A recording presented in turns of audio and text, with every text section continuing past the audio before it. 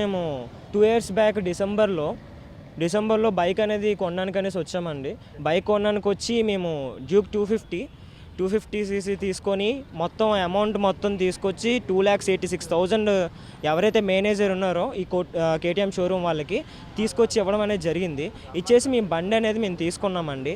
అయితే ఆ రోజు మాకు దీనికి సంబంధించి మా బండి మేము తీసుకున్నట్టుగా అంటే బండికి సంబంధించిన పేపర్లు మేము అడిగామండి.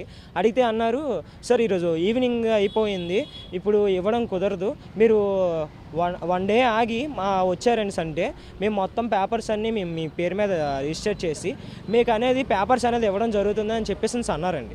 అలా నేను ఏం చేశానంటే మరుసటి రోజు 1 డే గ్యాప్ తీసుకొని రమ్మన్నారు కదనేసి వీళ్ళకి వచ్చి అడిగిన తర్వాత వాళ్ళు ఏమన్నారంటే తంబేయమని చెప్పారు. ఓటీపీ అడిగారు, ఓటీపీ తీసుకున్నారు. తంబేయమంటే అవ్వట్లేదు, మిస్ మ్యాచ్ అవుతుంది, మీరు మళ్ళీ మరుసటి రోజు రావాలని చెప్పేసి అన్నారండి. అలాగా ఇప్పటికి 2 ఇయర్స్ అవుతుంది, మళ్ళీ రేపు రండి అని అన్నారు.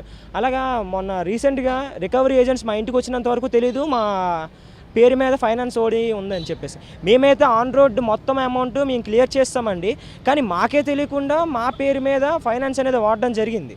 ఆ తర్వాత అది కూడా రికవరీ ఏజెంట్ వచ్చి మాకు వచ్చి చెప్పినంత వరకు మాకు తెలియదు. ఆ తర్వాత మేము వచ్చి షోరూమ్ మీద వచ్చి పడి ఎవరైతే ఈ మేనేజర్ సురేష్తో మేము అడగడం తర్వాత ఆయన్ని మీరు ఇలా చేశారు అవి గట్రా అడగడం తర్వాత, అది కాదు సార్ ఇదైంది, మాకు ఈ క్లాష్ అయింది, ఆ క్లాష్ అయింది, ఏం జరిగిందో తెలియదు, ఇలా జరిగింది అని చెప్పేసి ఆయన ఏదో చెప్పేసి మమ్మల్ని వదిలించేసి మీరు వెళ్ళండి, మీకు 2 డేస్లో మీకు మొత్తం క్లియర్ చేసేసి బజాజ్ ఫైనాన్స్ నుండి మీకు ఏ ఫోన్లో రానివ్వకుండా మీకు ఒక ఎన్ఓసి తీసుకొచ్చిస్తామని చెప్పేసి మాకంటూ ఈ యొక్క ఎన్ఓసి అనేది ఇవ్వడం జరిగింది. ఇది ఇచ్చేసినా సరే మళ్ళీ మాకు ఫోన్ అనేది రావడం అనేది జరిగిందండి. వచ్చిన తర్వాత మాకు ఎన్ఓసి వచ్చింది, మీరు మళ్ళీ మాకు ఎందుకు ఫోన్ చేస్తారని అంటే రికవరీ ఏజెంట్ వచ్చారు. మళ్ళీ మా ఇంటికి వచ్చిన తర్వాత చూపించిన తర్వాత ఈ బజాజ్ మేనేజర్ ఆయన కలిపి మాట్లాడుకున్న బజాజ్ సంబంధించిన ఫైనాన్షియల్ అయిన రికవరీ ఏజెంట్ ఏదో మాట్లాడుకుని పేమెంట్ క్లియర్ అయిపోయింది, మీరు అక్కడ నుండి వచ్చిందని అన్నారండి. ఆ తర్వాత మళ్ళీ ఒక 1 మంత్ తర్వాత మళ్ళీ మాకు ఫోన్ వచ్చింది, మీ ఫైనాన్స్ ఇంకా ఉంది, మీకు 1,26,000 మీ పేరు మీద ఇంకా ఫైనాన్స్ ఉంది, మీరు కట్టాలి అని చెప్పేసి ఫోన్ వచ్చింది. ఏంటిది ఎన్ఓసి ఉంది చూడండి మీరు పంపుతామనేసి వాట్సాప్ చేస్తే, లేదండి ఇది ఫేక్ ఎన్ఓసి అని అన్నారు.